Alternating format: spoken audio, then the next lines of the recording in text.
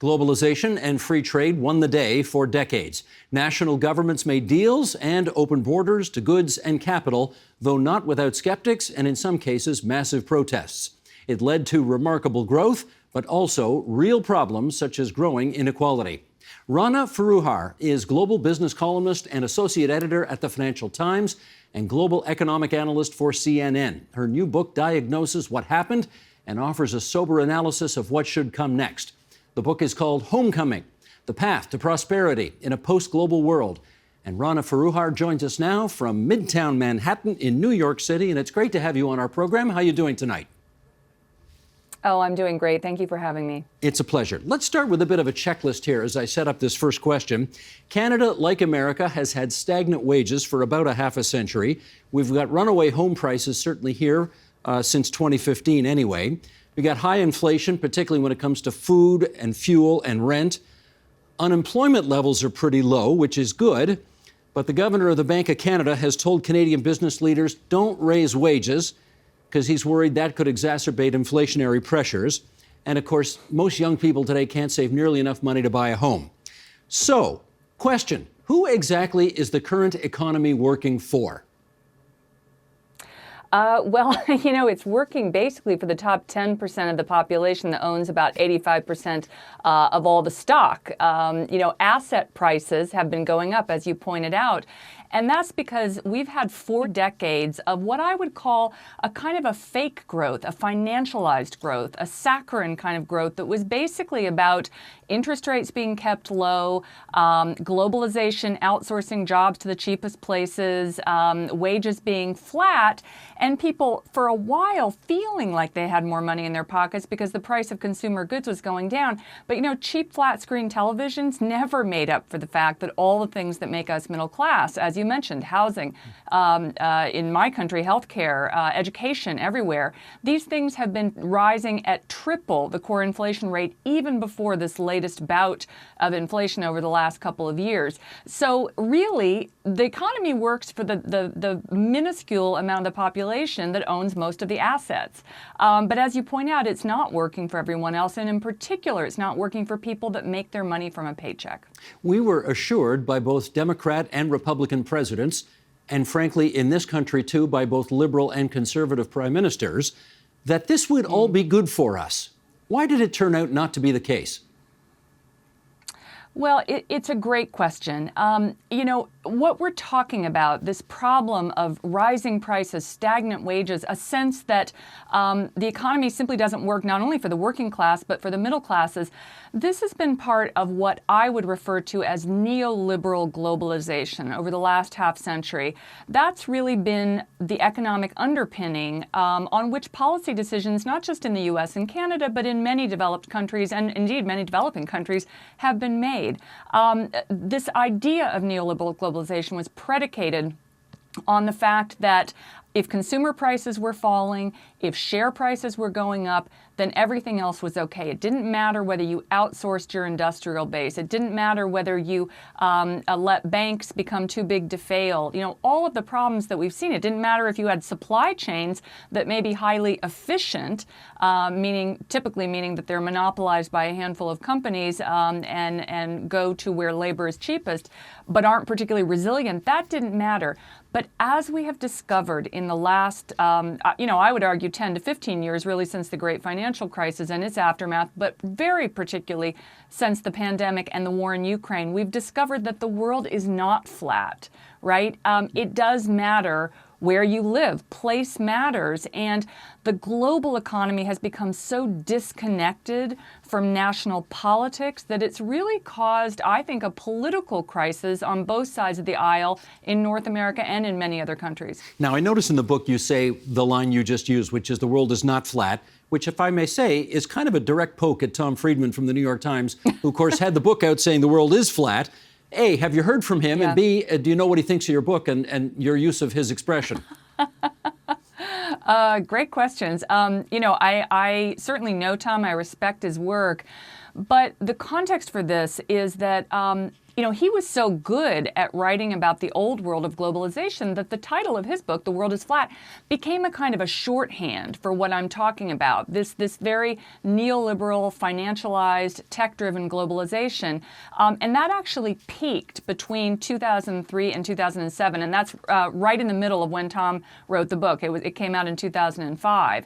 I would argue that around the great financial crisis, and certainly since the pandemic and war in Ukraine, the economic pendulum has been shifting, and all the things that created that flat world, cheap capital, cheap labor, cheap energy, all of those things are going away now. And so the world is bumpy, and it's going to be bumpy for a while. But I'm actually optimistic in my book because I believe that ultimately the changes that we're seeing now in terms of a little bit more connections between the global economy and local communities, national politics, those are actually going to get us to a better place. In terms of what Tom thinks about the book, I haven't heard from him, but I certainly respect his work and would love to debate the topic at some point. Oh, that's a good one. Maybe we should get the two of you back on sometime in the future and let you go at it. Love to. All right, but humor me for a second. To give him and others their due on this, is it fair to say that had COVID-19 not completely sort of destroyed much of the world's economy and supply chains and so on, that the advice and analysis you provide in your book might not quite be so spot on?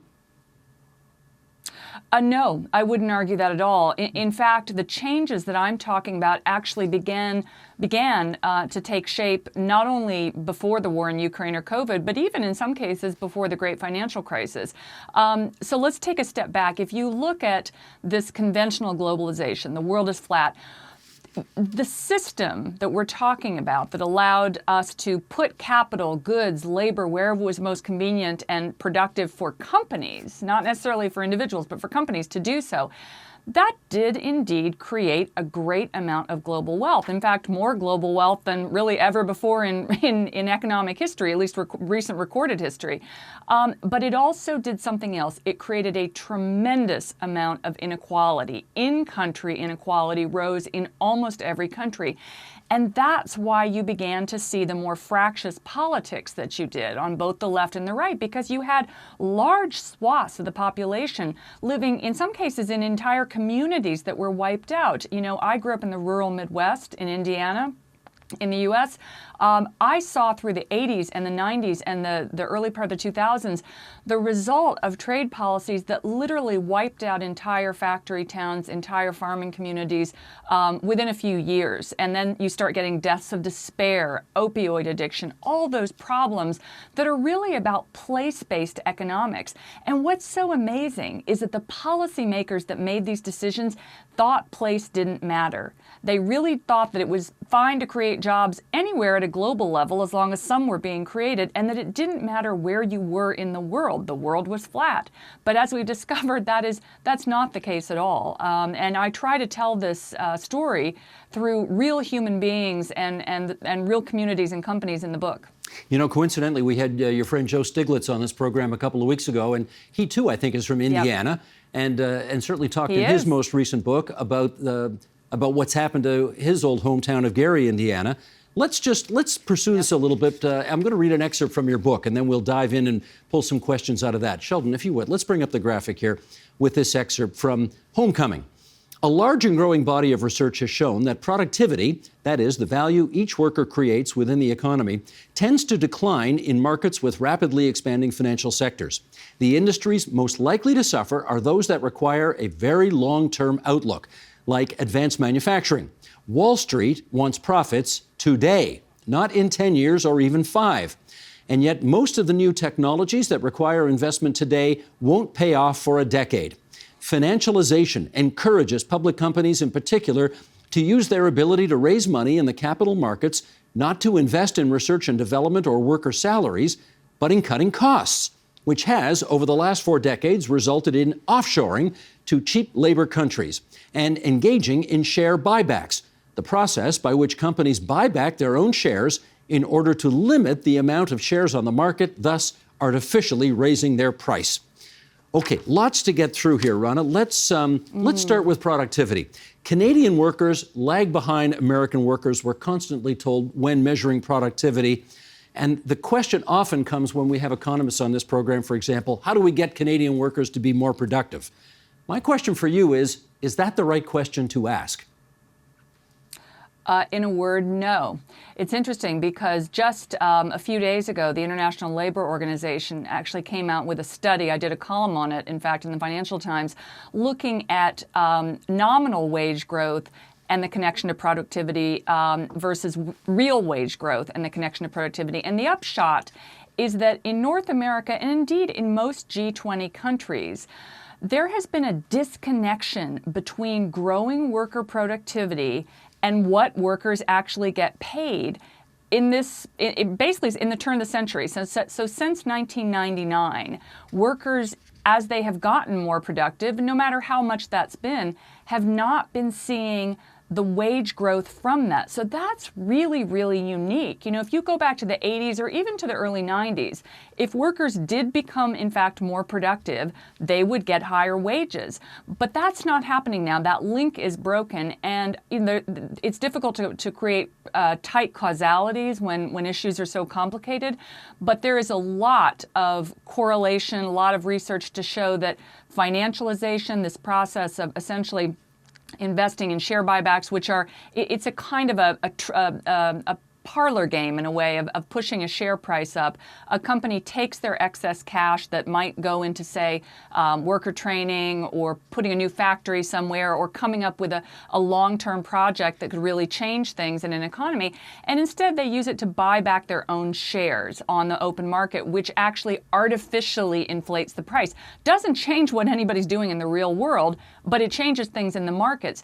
That has been growing since the 80s, and in particular since the 90s, when there were a lot of tax policies, particularly in the U.S., that really encouraged debt, encouraged these kind of financial shell games.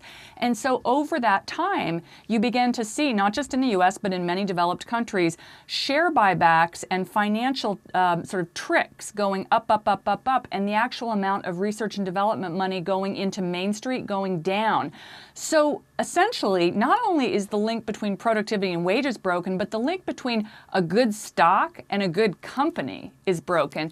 And that gets to this bigger point, this felt experience that, frankly, I think many of us have, that Wall Street is up here doing whatever it's doing, and we're all sort of down here, trying to figure out why are asset prices still relatively high, even after a correction, when I haven't gotten a raise in real terms, if I'm an average North American, since the early 1990s. If I'm a working person in many places, I haven't gotten one since the 70s.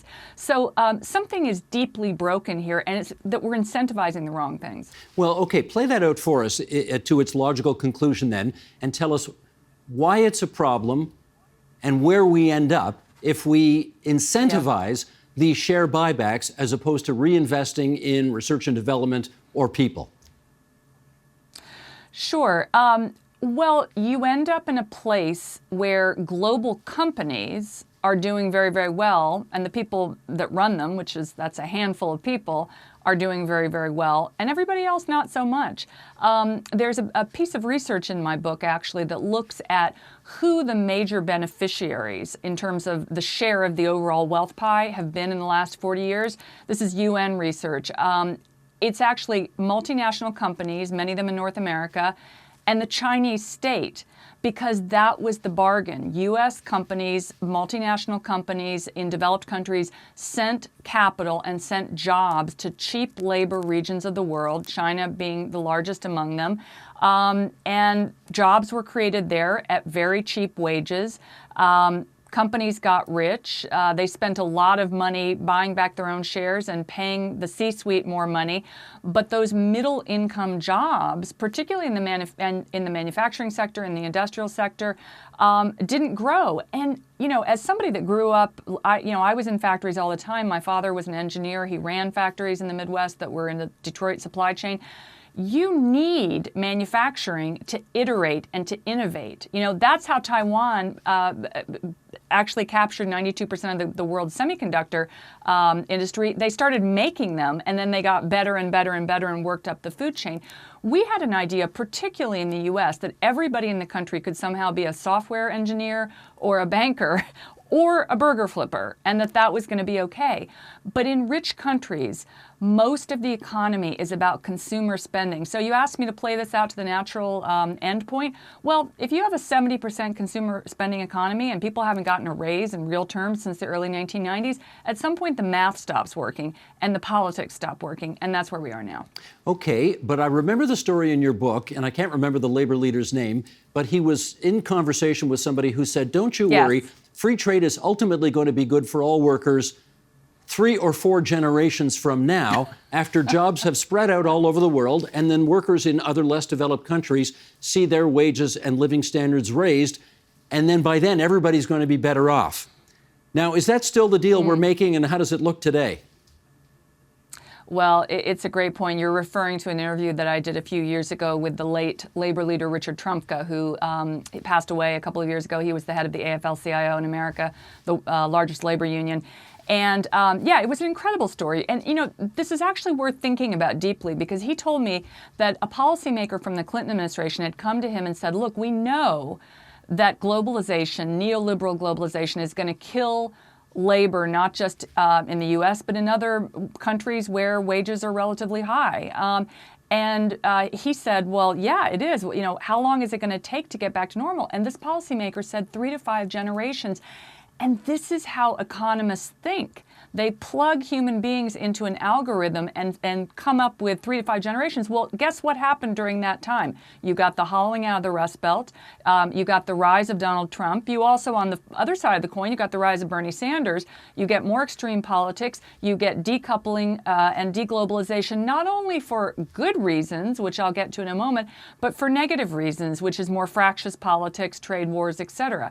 So a lot can happen in 3 to 5 generations. Now, to answer your question about, is this the paradigm now?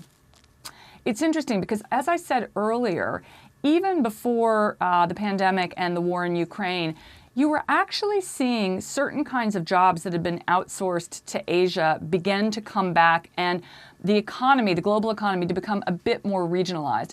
That was happening in areas like the textile industry, the furniture industry, you know, shoes, things that were cheap.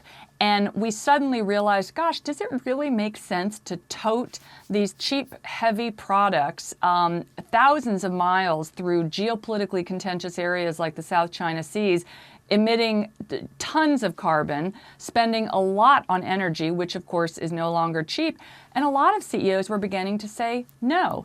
And they were beginning to say that actually making things locally for local markets makes more sense. And indeed, there are a lot of reasons that this is continuing to happen now, not just strategic reasons. We're seeing, you know, the U.S., North America, Europe all start to get their own industrial strategies around things like semiconductors for strategic reasons. But you're also seeing a lot of industries start to reshore because it doesn't make sense to expend this much carbon in supply chains. And there are now technologies like, for example, additive manufacturing, 3D printing, that allows you to literally make in hours the parts for a car or even a home. One of the stories in my book takes place in Austin, Texas, where there is an entrepreneur that is using a sort of a NASA-sized 3D printing machine to lay down a house, a 1,500 square foot house, $250,000 in 6 days. So what we can do, what we can make locally has changed tremendously because of technology. Okay, here's the thing I don't get, and that is we have seen this truck that you have described coming down the highway for a long time now. I mean, you're not that far from Zuccotti Park where it all started, right? The whole income inequality right. and you know, take on Yep. Wall Street and so on. And yet the revolution, I mean, it really hasn't happened yet. The notion of, you know, the rich just getting even richer, the poor getting poorer, and the middle class falling farther behind, and yet the revolution has not taken place. Why not, do you think? It's such a great question. You know, you're making me think of my first book, Makers and Takers, which came out in 2016 and was really about this divide between Wall Street and Main Street. And I really thought, gosh, I'm going to be late to this party. Surely by 2016, the revolution will have happened. Well, you're right. It hasn't.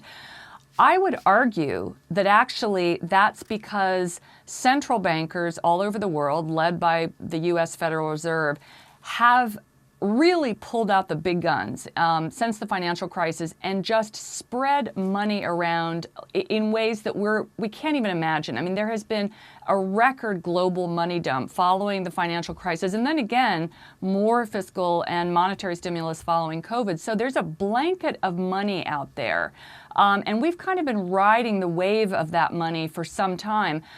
But I'm wondering, and in fact, I'm writing this as a business columnist. I think 2023 is going to be the year when things really may begin to hit the fan, because central bankers have said globally, the age of cheap money is over. Keeping rates low, encouraging debt, that's done now. We've got to get inflation under control. Rates are going up.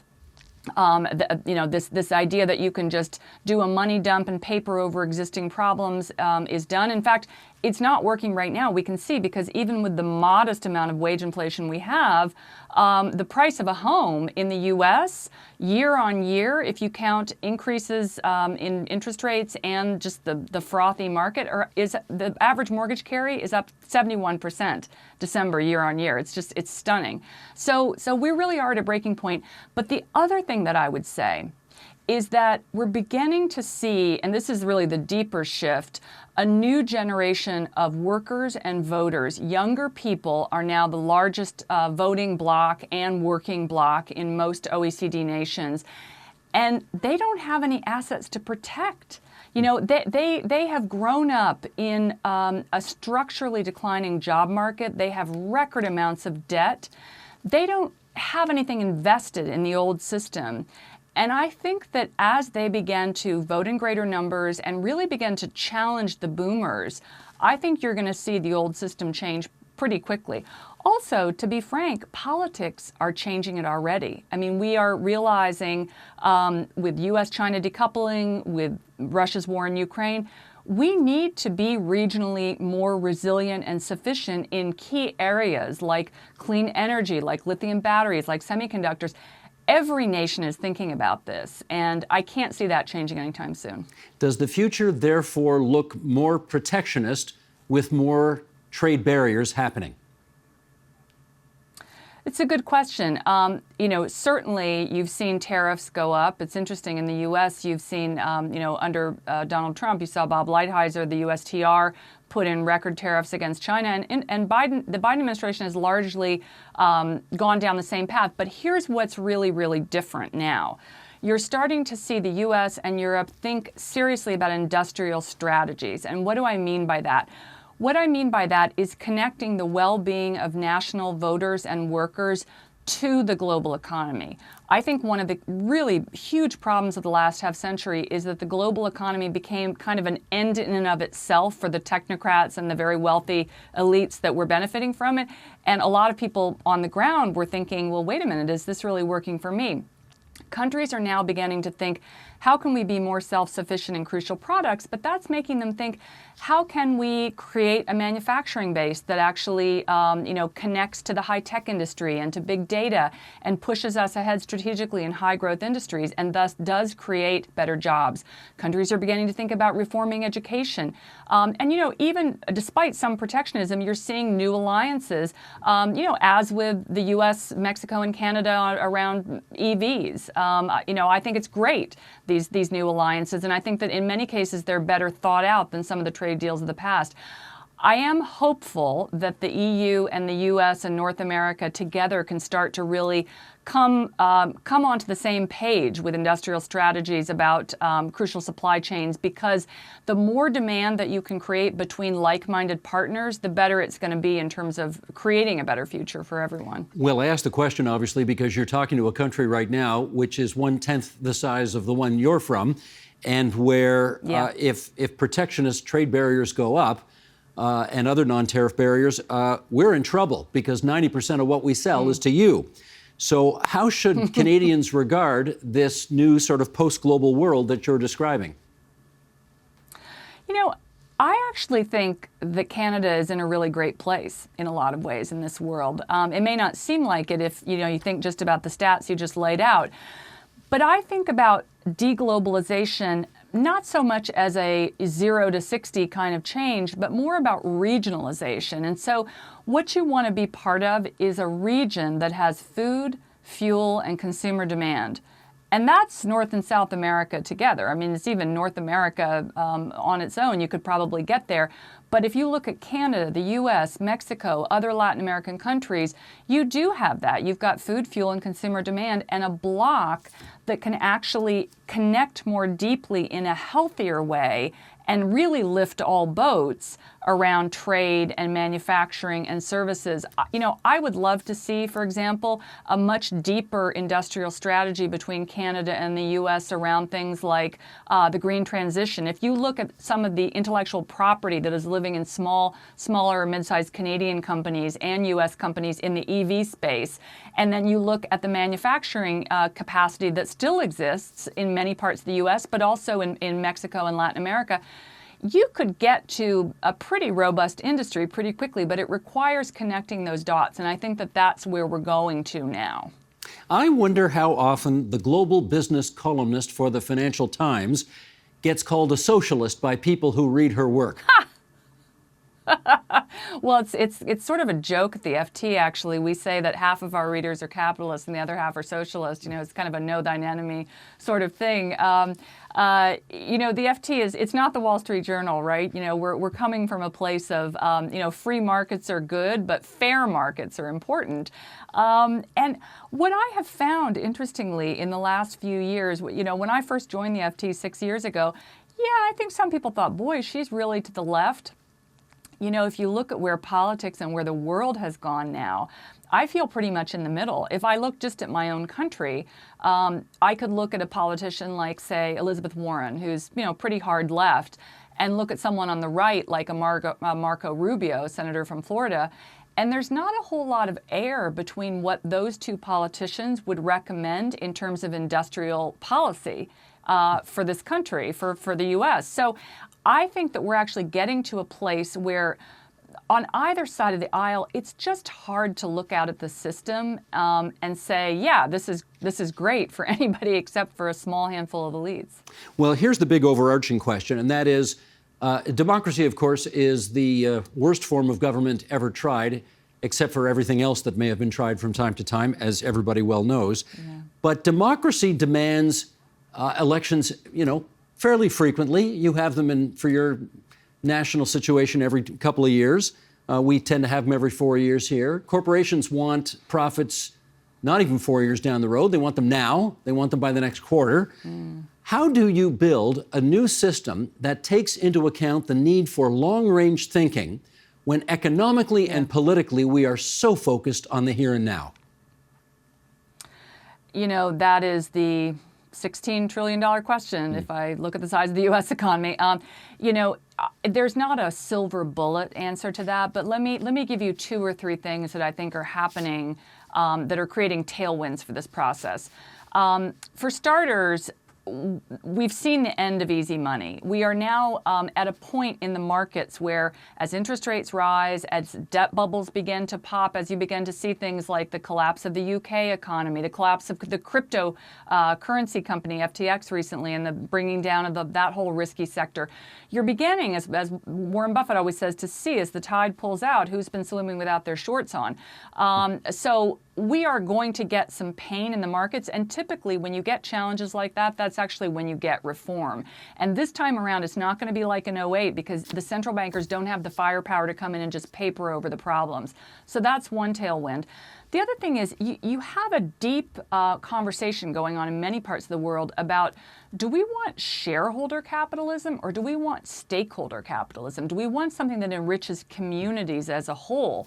And as part of that, business leaders, regulators, consumers are all starting to think about, how do I buy things? Is cheap really cheap? You know, if I were to purchase this sweater from cotton made in Xinjiang that was perhaps done in a forced labor camp and it's cheaper, well, is that really cheap? Who pays the price for that?